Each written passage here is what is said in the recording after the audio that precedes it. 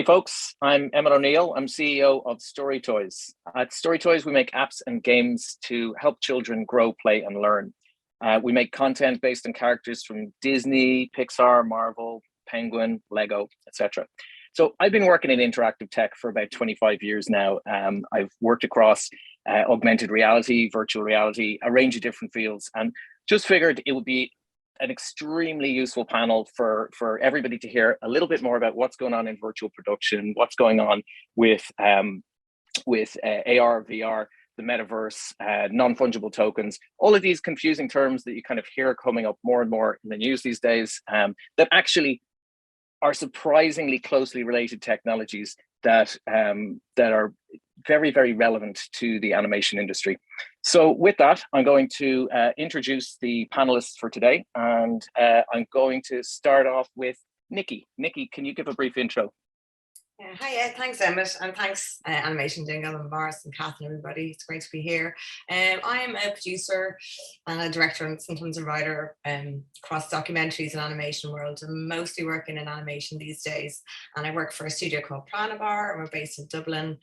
And yeah, we're a CG studio. We also have a 3D series called My Go, which is on RT at the moment too. And so I'm a producer there and head of R&D in the studio, which is, I guess, the capacity I'm talking on the panel, because we do use virtual production and game engine technology in our animation pipeline. Thanks. Super. Thanks, Nicky. So I'm going to jump over to Grace. Grace, can you give a brief overview? Sure. Hi. Thanks very much for having me.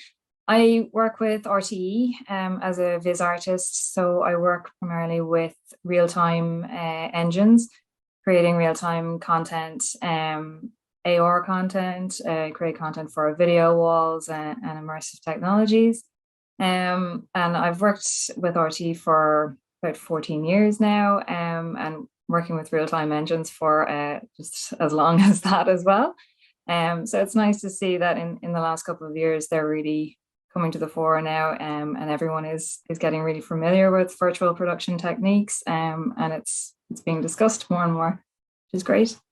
Super. Thanks, Grace. And Hannah, do you want to jump in?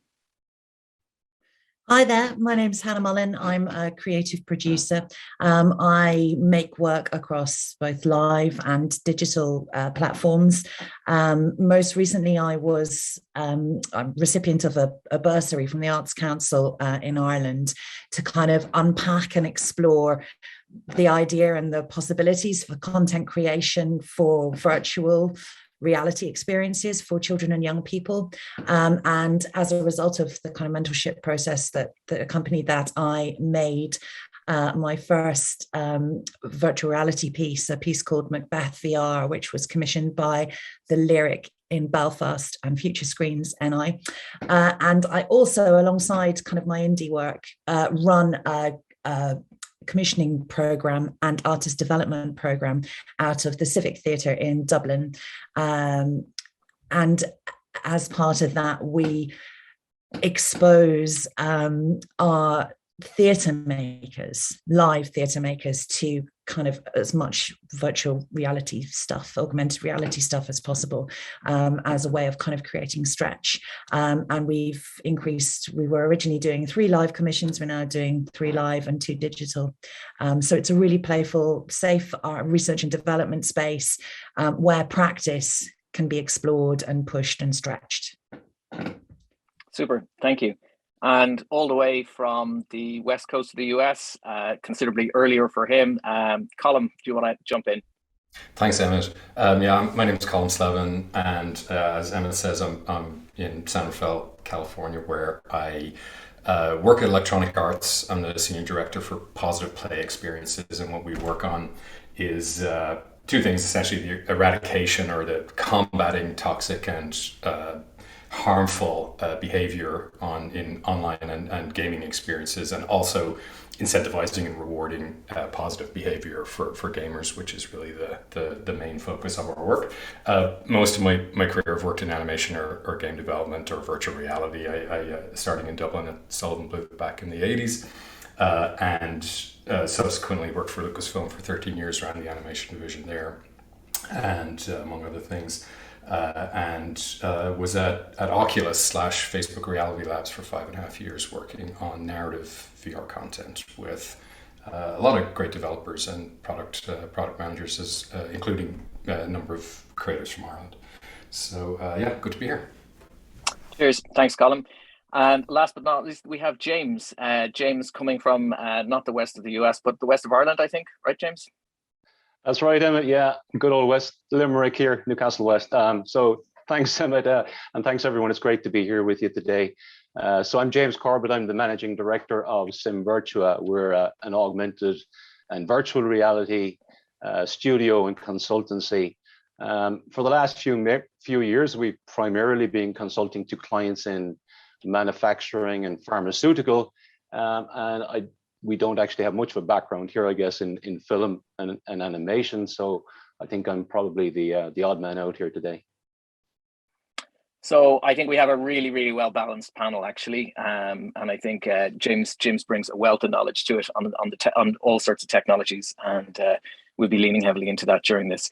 So to kick off, I'm going to talk a little bit about virtual production, and I mean, I suppose, you know, it's increasingly come to the fore over the last number of years, and particularly once shows like Mandalorian started hitting our screens. There's actually, I think, even a sense amongst public rather than just the industry about what was happening in virtual technology and in virtual production technology, and how these new methods were being used to create content, I suppose, in both a cheaper but more immersive and effective way.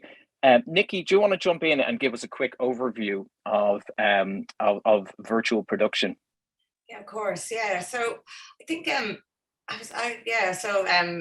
2018, I was talking on a panel on Annecy, and it was sort of touched on. There was sort of people like Third Floor who did all the previews for Game of Thrones and whatnot around the panel and stuff like that. But it wasn't really until 2019 when myself and Gavin Kelly, creative director of the studio, went to SIGGRAPH, and we basically were invited to this live demo that I'm just kind of running through here, which is Unreal Engine's unveiling of virtual production.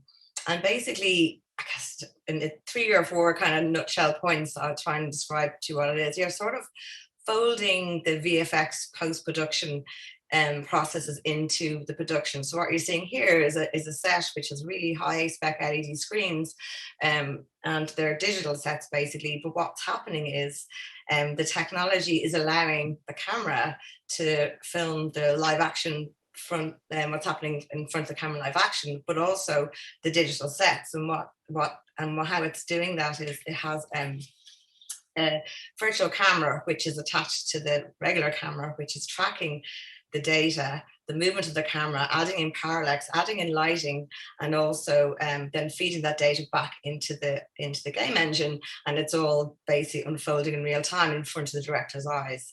So so it's really interesting because this was all presented to us like that. We were literally standing in the room looking over at someone's shoulder with a guy in Unreal Engine, and you could see all this kind of happening, you know, in front of your eyes, and see this. They're making creative decisions on the spot, on the fly, as you can in the game engine, because it's all rendered in real time. What was really interesting was that evening then, Jon Favreau was like this sort of special guest, VIP guest, and they unveiled The Mandalorian that night as well. And from a director's perspective, it was so interesting hearing him talking about it, because what he found so exciting about this was because in a traditional VFX heavy pipeline, you're filming all of this on a green screen, you know, you're talking to a tennis ball or whatever, you know, and basically all of the creative decisions are happening months after the shoot. Whereas what he loved about working like this was he could collaborate with the DOP on set in a much more, in a weird way, traditional way, you know, make creative decisions about lighting and camera angles and all this kind of stuff, you know, on the fly, as opposed to things that are set in stone and post where you're shooting plates in a traditional VFX pipeline. So that's kind of, I guess, why they're excited about it, and why I guess our interest has peaked as well. The systems like Star Tracker, for example, is one system that you can use to do this is a virtual camera, which is key to the whole process. Super. Yeah, that's a bit of a mouthful, really, but great description, Nicky. Thank you very much. You know, while I have clips up, actually, you mentioned Unreal Engine, and I'm going to pull up your other demo clip. So, because even in the context of animation, I think Unreal has become a particularly interesting technology. It's not too different from technology that I use on a day-to-day basis in the making of apps and games. But I think Unreal has definitely moved forward in terms of use, not just from a post-production perspective, but actually from an animation production perspective. So, do you want to give a little bit of an overview on the work you've done in that context? Okay, so this is interesting. So this is a kind of a project we've worked on called The Incredible Monster Trucks, and I guess in a traditional animation pipeline, you're waiting for rendering to happen. You're waiting, you light a scene and then have to wait whatever minutes or hours, or depending on how heavy your scene is, sometimes days, to actually see your work. So I guess the beauty again and the fluidity and the kind of interactivity that directors have is they can zoom around a shot, get the right angle that they want, change the lighting, tweak the lighting while the shot is actually animating. And I suppose the directors that I've worked with in this way just find it way more intuitive and again more like working in live action, even though it's animation. So here you can see, so the characters are animated away and they're just moving the lights. Let's put it here. Now maybe we want it there. This is, we're just zooming around just for demo purposes here, and it's just, I don't know, it's just really, like, in terms of the directing experience, people tend to really like it if they can get their heads around it, and it's a radically different pipeline though, than people are used to. And it's worth saying that, there's a huge learning curve to use the engine too, and I know we'll get into that later on. Yeah, but that's kind of one, I mean, it's really, I suppose maybe I'm very director focused because I've directed myself, and that's possibly why I enjoy it so much, and people I've worked with in this way seem to really enjoy it too. From an animation perspective, I mean, are all of your characters, do they have pre-baked animations, and is your voiceover captured in advance, and then you run that on a timeline and the director can move the camera around, or how does that side of it work? Yeah, exactly. So you still animate as you would normally in Maya, and then you import the animation into your scene, and then it's really about the lighting and camera angles. And I should say the camera set like lenses and whatnot are really great in Unreal as well, so you can do like things like rack focus. And in fact, we found that we're using camera angles and kind of camera work that we may not have thought about before in animation, that using things in a different way. And I feel like for these productions too, and as they do it, and films like Spider-Verse and whatnot, they will have a DOP as part of the team now, and I think it's really fun to be able to be so playful, I guess in that phase of production, instead of everything having to be sort of so written in stone before you even start animating, in terms of boards and whatnot. Obviously there's value in all that pre-production, of course, but also it's just nice for the directors and the DOPs to be able to have that kind of flexibility, and lighting artists as well, I guess, one of the things that I think it has potential for is even sort of digital puppetry, whereby, and I know a few people who've been doing some very, very interesting work in that space, whereby instead of just bringing in pre-baked traditionally animated Maya assets, where they're even, I know one guy who's actually creating physical puppets that are effectively small motion capture suits that basically can be animated live. It's a pretty interesting space. I know you've done a little bit of stuff along those lines as well, right? Exactly, yeah. And so I guess this is what sort of joins the dots for Piranha Bars. We're really kind of interested in performance capture and what it could bring, So one of the really fun things that we've been doing is sort of a live previs of animated characters on set. So you can see here our head of animation. This is just him now sitting in front of his computer, but we do have a dynamics performance capture set up and Xens in the studio too. It's just sort of like, again, it's about directing. So like we've got shows we're developing where we might be working with stand-up comedians, but their characters are animated. So it just means we can kind of be way more off the cuff, all these kind of, moments that can happen on set that we may not traditionally in an animation pipeline be able to sort of use in the final show, because you're kind of stuck or restricted in what you're doing. So that's kind of why we're excited about performance capture, and we're excited about real-time rendering. Sometimes, the final look, obviously with Mandalorian, they got a really beautiful look and whatnot. Sometimes we will take it in and do some of the compositing and grading afterwards. But if you really know what you're doing with the engine, you can get a pretty good look out of like final pixel basically out of the engine. So yeah, but then you're getting into having access to people that really know how to use it very well. When then comes into the resources end of things, and the availability of talent.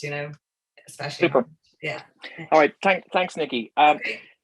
Grace, how similar or different is this to the tech that you're typically using in your role? Do you see it becoming a key part? Absolutely, yeah. Well, for broadcasts, actually real time and virtual production is very much a part of it at the moment, and has been for a very long time actually.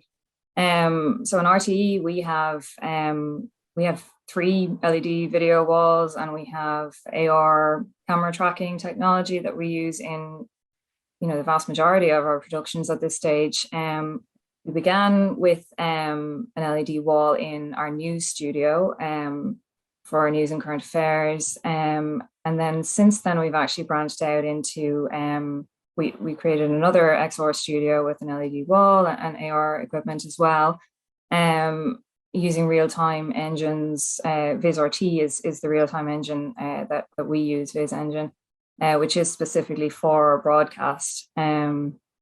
So we've been kind of branching out now into doing all of our entertainment shows, our sports shows, and well, not all, but a lot of them in this way as well, because I suppose the advantage with virtual production and creating your set virtually as well is that the turnaround time between broadcasts is very quick. You can literally transform your studio with the press of a button.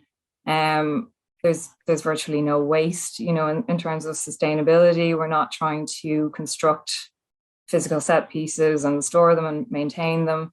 It's very easy to sort of recall your graphics and your virtual sets year by year as they come back around every season, and to easily update the content as well, and update the logos of the year or whatever, and add new elements to it. And when I began working with real-time engines, it was primarily for our content graphics, like for a sports broadcast would be like the clock and scores and things that you can't predict in advance and have pre-rendered. So that was the advantage of doing things in real time, that we could have automated content graphics, or we could have a graphics operator in studio updating the names of the latest player to score a goal and things like that.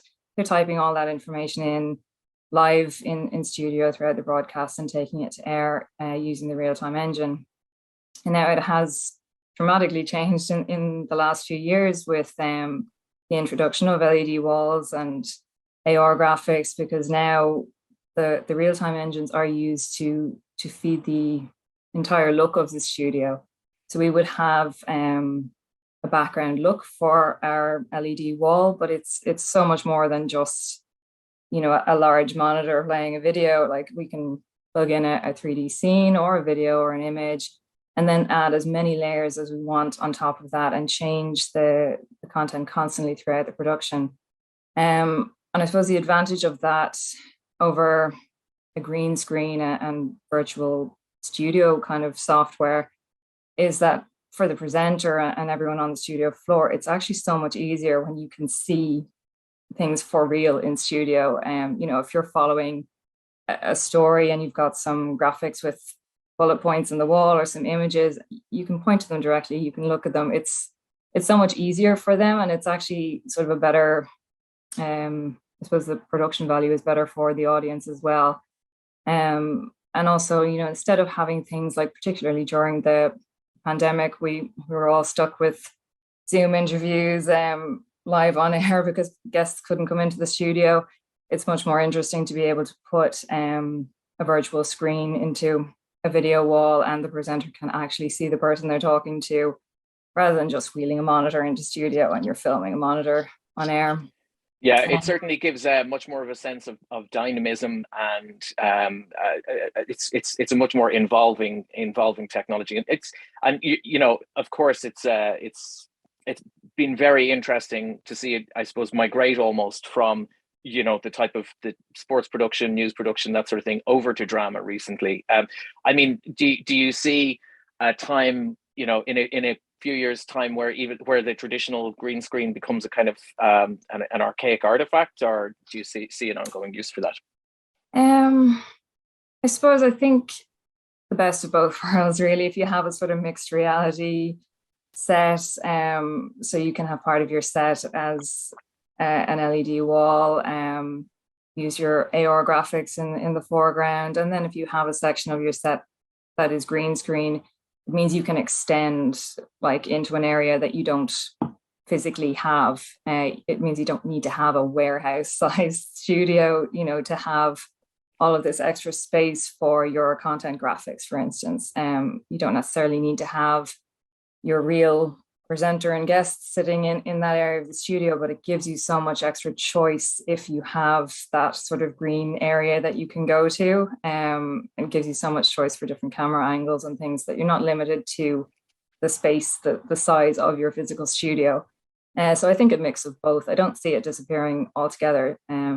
I think there's definitely room for both worlds, or a combination of both. Super, thank you. Hannah, obviously for the arts and theatre, this technology is currently prohibitively expensive. But do you see a future where this could be a part of theatre, and like what direction or form do you think that could take? I think it's a really interesting question, and particularly the concept of the green ecology, and trying to think about those benefits that can come from using technology like this instead of physical set pieces, for example. But I think that it depends very much on the context. It is being used. It was used to very good effect with the curious incident of the dog in the nighttime, which used a mixture of projection mapping and multimedia video content.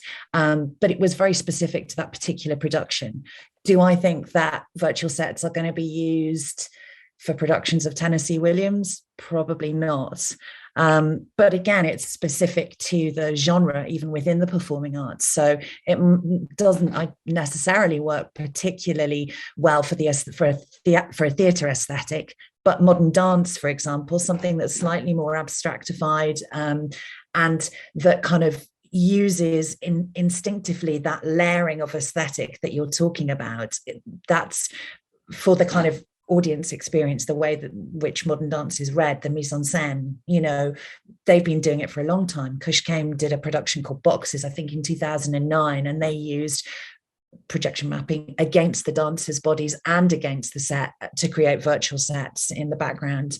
And that sort of layering of aesthetic in the approach worked very well. So I think it's about looking for the appropriate moment to use this technology to support the art in the best way, and create space for the art to speak to sing its fullest song, if you like. Yeah. Okay. Thank you very much. So, Colin, this tech seems to tie together a lot of your previous career strands. As you mentioned earlier, you worked in ILM. You were part of the immersive storytelling group in Oculus. Where do you see this? Where do you see this tech moving to? Yeah, it's a really interesting time. I think the sky's the limit right now. The key, Grace and Nicky and Hannah described the practical applications, the immediate applications, like really, really clearly. What's interesting to me is I feel like it's always, or it's for a long time been really obvious to directors that this is a powerful tool. Like when I joined ILM in 2000, we were shooting AI, artificial intelligence, with Steven Spielberg, and the Rouge City sequence, which is, a heightened Las Vegas environment, was shot on a virtual set, and it was prohibitively expensive. It was all rendered in real time with in-house developed software and physical markers on the set. And Spielberg was seeing a live feed, pre-visualization of the set while Haley Joel Osment and Jude Law were performing. No lighting, no effects, very geometric shapes. But what it gave him was a sense of the architecture, a sense of the space, a sense of the scope and the impact of the scene and the timing. And it was incredibly powerful. I think, you mentioned puppeteering. back in 2008, I saw the Henson Company do Sid the Science Kid in a real-time engine using a Waldo-controlled and live puppeteer character and blended with a human performer on the set. What's happened in the interim, though, is the hardware has become commoditized and the software has become cheap or free with real-time engines. I mean, I think, Grace mentioned that you've been working in real time for 14 years, and saying like 22 years ago, nobody could afford the hardware or the kit you would need to do this. You'd have to build it, hire 20 PhDs and build it from scratch yourself. And now a college student can use a real-time engine and cobble stuff together pretty quickly. So I think the invisibility of this tech, the transparency of this tech, is going to continue to accelerate, and it'll continue to be cheaper, lighter, more deployable, and it'll be really interesting to see where it goes. But it's an interesting time. Super. Thanks, Colin. And actually, we're going to jump over to talk a little bit about virtual reality. Colin, you mind giving us an overview of what VR is? Shit. Okay. So, virtual reality. I mean, I guess the layperson's technical description is that it's a computer-generated simulation of a three-dimensional experience that, through the medium of a head-mounted display and some kind of controller, whether it's hand controllers or hand tracking, can be interacted with in a seemingly physically real way with 6 degrees of freedom. Like, you've total freedom to move around and interact within the environment. I tend to prefer the poetry of William Gibson's description, where he describes it as a consensual hallucination, which is the way I like it. I like VR or cyberspace to be described. But that's it. I mean, it's tech that's been around. I talked to Jaron Lanier. This tech has been around or Howard Rheingold for 30, 40 years. The idea, it's just begun to become accessible to the consumer now. I think beyond just accessible, like the untethered nature of it, I have found has been transformative. A couple of years ago, I had to be attached to like a powerful PC and could barely move in a very controlled environment. Take it back 10 years before that, you're actually standing in a unit, whereas recently during lockdown, one of my kids was running around on the lawn holding a lightsaber and doing some form of Jedi training or whatever. But he was able to jump around the place, swing a lightsaber, and really, it was an immersive experience. He was certainly not tethered to a computer, and I think that's been transformative. Okay, so actually, just more generally, I'm throwing this one open to the panel broadly. I'd like to know who has a handset, who or headset, who actually regularly uses VR. Colin, I had figured that would be the case with you. Everybody else, yeah, Hannah, James. I'm one of those people, okay. If I put a VR headset on, I end up like under the table or standing on top of the wall. I can't do it. But I have experienced wonderful things sitting still, and some really amazing experiences like this, the space station one I saw a couple of years ago. And I also attended in SIGGRAPH as well, that their VR films show. It's amazing, the quality work that's been done for those kind of immersive experiences, But I don't physically, and we have a few in the studio though. Sure. Okay. And I suppose, like the pandemic in particular, like we've just seen tech adoption has just moved at a breakneck speed. I think we've seen probably, in some industries, we've seen kind of 6 years, 7 years of progress over the course of 2 years. And I think it's moved everything forward a little bit. But throwing this one over to Grace, what sort of difference do you think do you see a future where VR enables a completely different way of working, and where the sort of situation where we've all been in, where we've been locked down on Zoom cameras, in a very flat, unpersonal way? Do you think that we could potentially see this tech contributing to a more immersive remote experience? Absolutely. Yes, I've actually I've spent the last year working on a project for the IBC accelerators, where we literally studied this this subject exactly. So our project was about real-time 3D immersive content creation and how content creators can use VR and XR technology in their work, and how that might look, what that pipeline might be like, and how it compares with the traditional PCC workflows. So as part of that project, we collaborated with a number of other broadcasters and tech leaders. Actually, Colum, Slevin wasn't involved in that as well through Facebook Reality Labs, and Unreal Engine, Unity, a number of others. And we had some XR software participants on that project as well, Tabori and Masterpiece Studio Pro. So I teamed up with Trinity College Dublin, and we conducted a series of user studies to kind of measure the benefits of working in VR, and as a content creator, being able to immerse yourself into the 3D software and create your content in real time. Putting on an Oculus headset or any sort of HMD, and using your hands to literally create and animate your content. And I mean, everyone who tried it loved it. We're all kind of from an animation background, but we wanted to go a little bit further and sort of prove the theory. So we conducted an expert user study in RTE Studios, where we invited like lots of industry professionals in to try out the technology for themselves.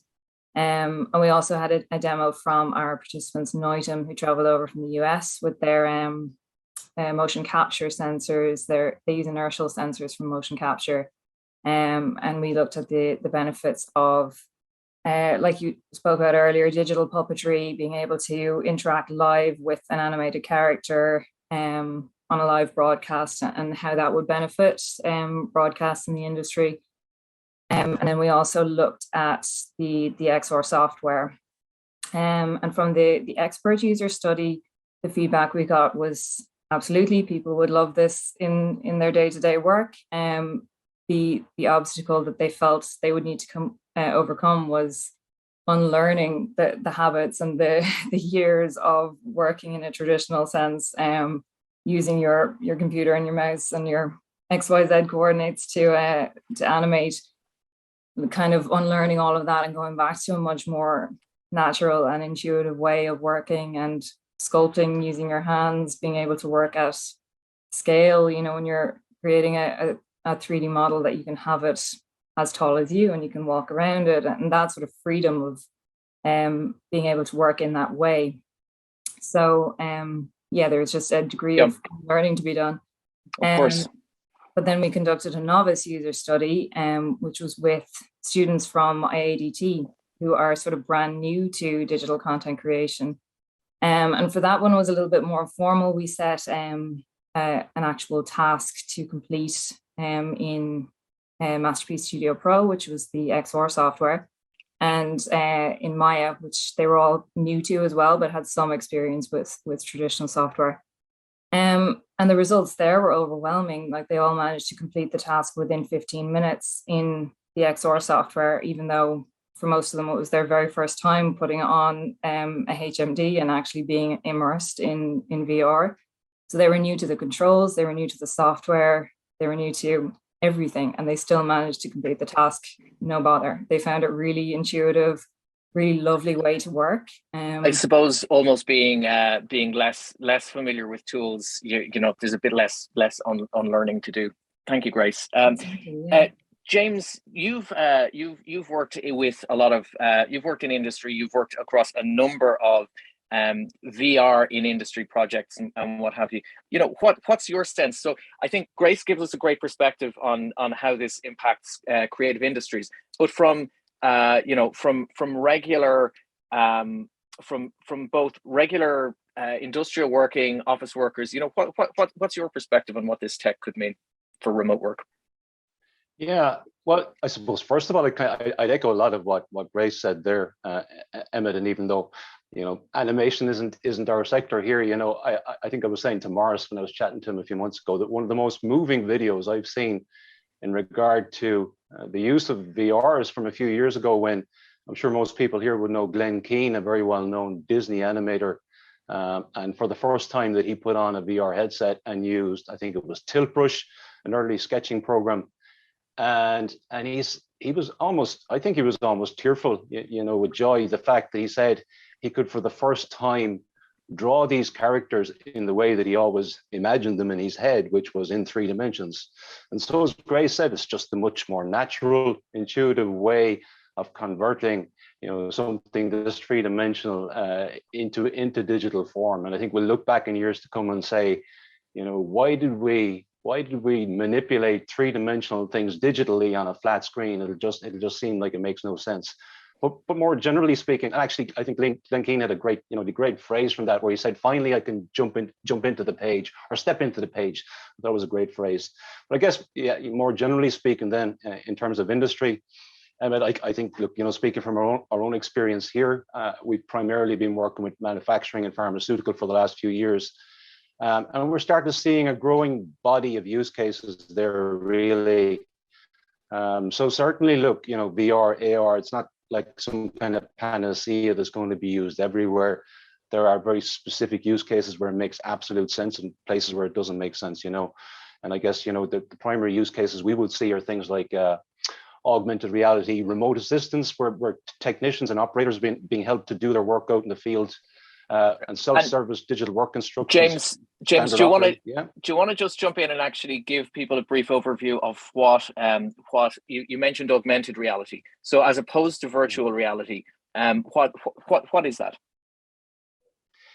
Yeah, so I mean, actually, our first stage or step when we're talking to any client, we don't really differentiate much between augmented and virtual reality. I think it's important not to kind of have some idea that there's a discrete cutoff point between these experiences.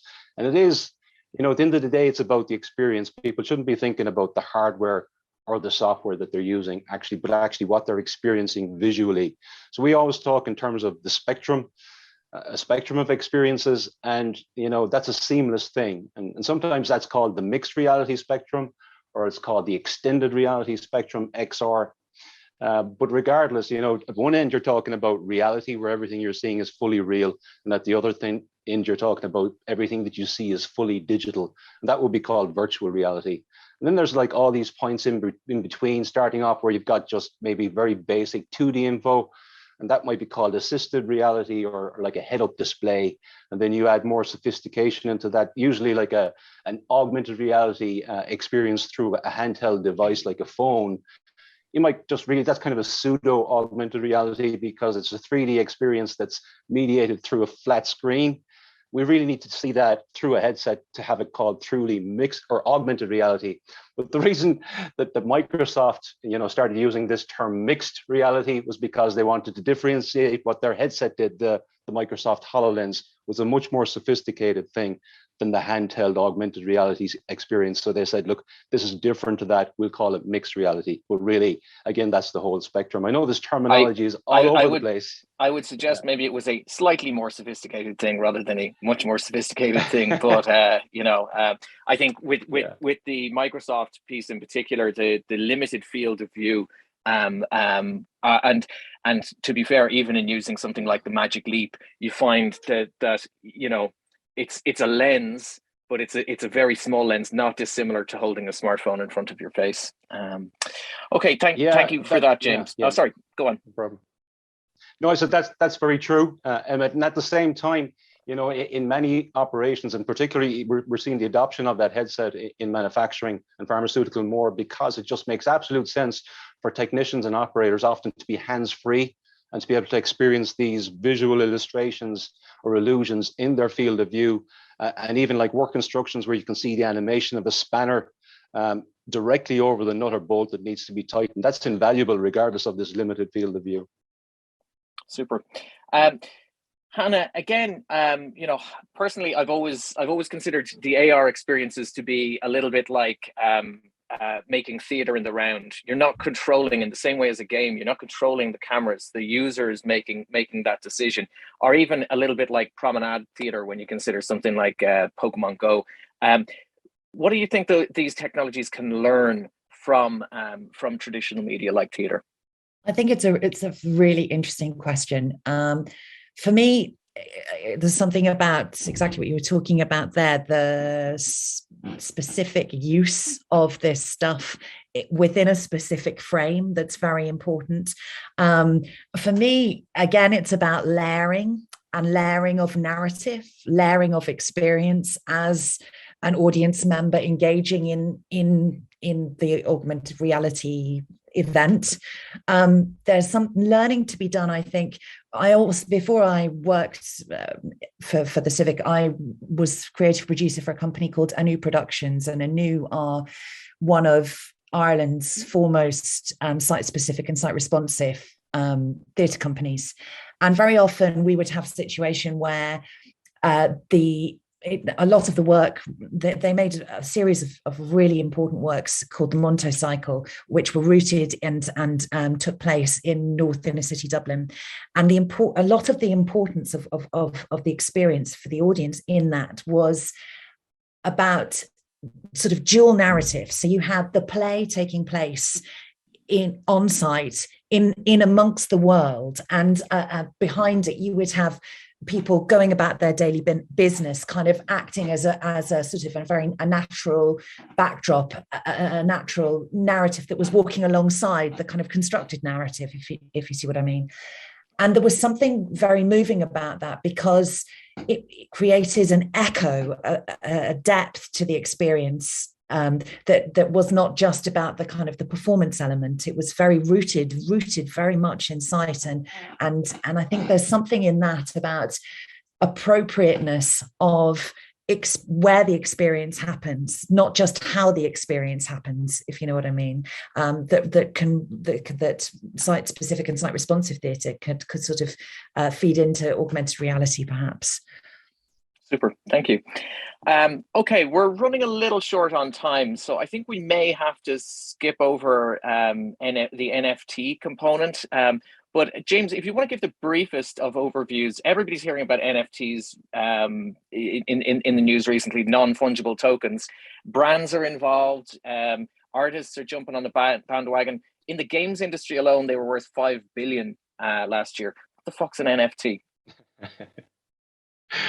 Yeah, I think, the two most hated terms from last year were Metaverse and NFT. Okay, so it stands for non-fungible token.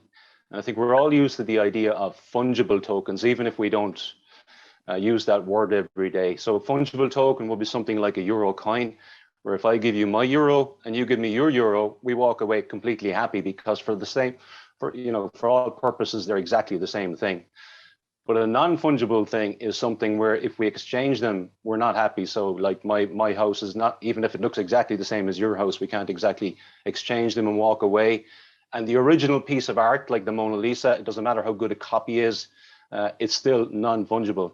But we couldn't really do that with digital art or digital objects of any kind until recently. And I think the big breakthrough has been in blockchain technology, that we can now finally kind of create this certificate or this deed that says without any doubt, and it can't be fraudulent, that we have and can claim and can prove our ownership of a digital object.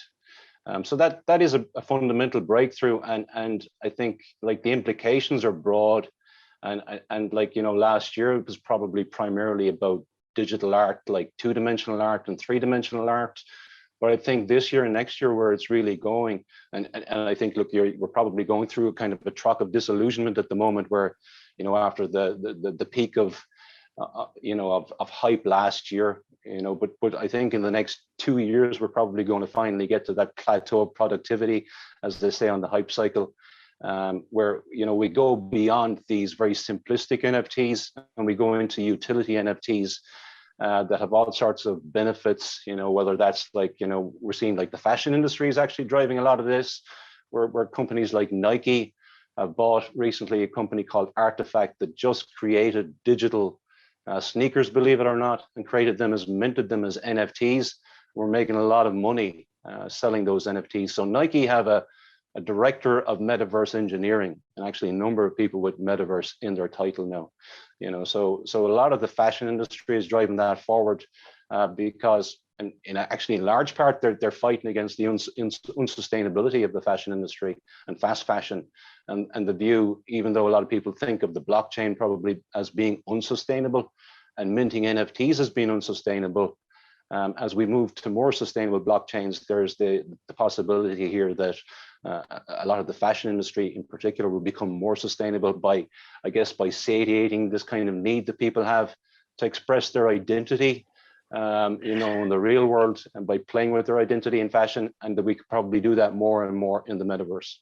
The consumer reaction to them though has been extremely negative in many instances, and so like, for example, my parent company StoryToys is owned by a games company called Team 17, and they announced plans to release a series of NFTs based on one of their earlier game titles.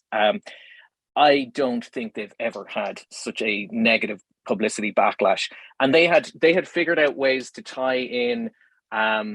They were carbon offsetting. They were doing charitable contributions. They were doing all of these things to get around the sort of the fact that NFTs use up way too much energy. They were working around all of those things, but the backlash was extraordinary. Every major game site ripped them apart. Like, do you ever see it getting beyond that kind of the perception of sort of 21st century snake oil? Yeah, I know. I think so. That backlash has come from several different places. I think in the gaming community, and Colin could definitely correct me on this, but I think a lot of the backlash there is that, you know, these video cards like NVIDIA they've been extremely expensive, and the prices have been largely driven up, I think, by the mining process that is used on the blockchain for this kind of proof of work consensus mechanism, with the likes of Bitcoin and Ethereum have been using for a long time. But you know, so I think most NFTs last year would have been minted on Ethereum, and that was proof of work. And that's just a very, the way it works, like it's a cryptographic process, and they have to put a lot of energy and a lot of processing into securing the blockchain. But they've said that they're going to move in 2022 to a new proof of stake consensus mechanism, which is like dramatically less energy intensive. I think like 99% less energy intensive, and therefore much more sustainable. And that's just one blockchain, but what you'll see, you know, and even in the last few months, you've seen an awful lot of the NFTs that the big brands are minting are on completely different blockchains that have been built from the ground up to be proof of stake, much more sustainable. They even talk about them being clean NFTs, and that they take care of the you know, all the carbon offsetting as well, just to make it, you know, obviously none of the big brands want to be, you know, accused of unsustainable practices in doing this. For sure. So throwing this one out to the wider panel, I'd just like to get a sense who actually do any of you own NFTs? Have any of you purchased NFTs? So James, you have. I'm not surprised. But nobody else has. I have to admit, I am the not so proud owner of at least one NFT. But yeah, it's a really it's an unusual area, and I think the kind of the, I don't know, the controversial environmental impact. I think, James, we'll get past it in the next year, but it's been an unusual one. Colin, jump in, please. Yeah, I feel like I agree with you about the environmental impact, but I think it's more that people are seizing on that more as an abstraction of the fact that people don't understand what the value proposition is, so they naturally assume it's a scam. And because there are so many. Not so many, but the controversial or some of the public things you hear about NFTs have a grift at the center of it. It sort of taints the perception that people have. So I think when Ubisoft did what they did, immediately the players go, wait a minute, what's happening? Like, what are you doing? Are you trying to pick my pocket? And they just don't understand why they would own a digital good. So I think until those use cases become more understandable, then there'll continue to be backlash. Okay, all right, thank you, Colin. So again, we're very tight on time, so unfortunately, I don't think we're going to be able to take wider audience questions today. But we the clue is in the title of the panel. I have to ask the final question to all panelists: what the fuck is the metaverse? James, you want to jump in and give us a start? Oh God, where do you start with that one, Emmet? But I every time I see a headline today about the metaverse, I just immediately get deja vu for a thing called Second Life, which went through its own hype cycle maybe a year or two before, even before Facebook or social media was really a thing. A lot of people thought that this three-dimensional virtual world system was going to be possibly the next version of the internet. So every big brand you could think of was doing something in there. And I remember a Coca-Cola executive was asked, a few years afterwards, why were they building this thing in Second Life? And he said he didn't know, but they had to try something because literally everyone else was doing it. So I think that FOMO, or that fear of missing out, as it's called, was a driver then, and I think it's probably a driver for a lot of what's happening in the metaverse now. But if you're looking for a definition, I think it is that virtual world type of system, Emmet, but one that's built on the blockchain for the most part. So it's using the infrastructure, I think, of NFTs and digital autonomous organizations, cultural infrastructure, as well as technical infrastructure. But I guess there's a lot of different definitions of it. Thanks, James. Colum, I guess I'd love to get a sense what you think of, what role does content and created and curated content take in this new world? What's the opportunity for all of the content producers and animators out there? Yeah, I think the opportunity is significant. I think like the idea of a metaverse as a network of sort of interoperable and connected worlds, which is basically the internet but in a volumetric medium, is pretty powerful. And unless it has content and activity for people, then there is no value. So I think content is. First of all, I hate that word so much. But the problem is, once you say how much you hate it, you can't think of another word for it. But experiences and stories and content is all that matters. Nothing else matters. But the other thing I would say is the metaverse is many things, but mostly it's overhyped right now, as James says. And I would recommend people read Tony Parisi's writing about the metaverse. So he was the inventor of VRML. He works at Unity now. He's a very learned, smart guy. And he wrote a post on Medium called The 7 Rules of the Metaverse. And I think it's a good sort of foundational thing for people to read. And Colin, like, how do we stop the metaverse turning into the same sort of bullying, sexual harassment cesspit that social media in general has become? Yeah, you have to prioritize the safety, fairness, inclusion of the experience from the ground up. The gravest sin I think that Silicon Valley commits is it prioritizes scale over safety.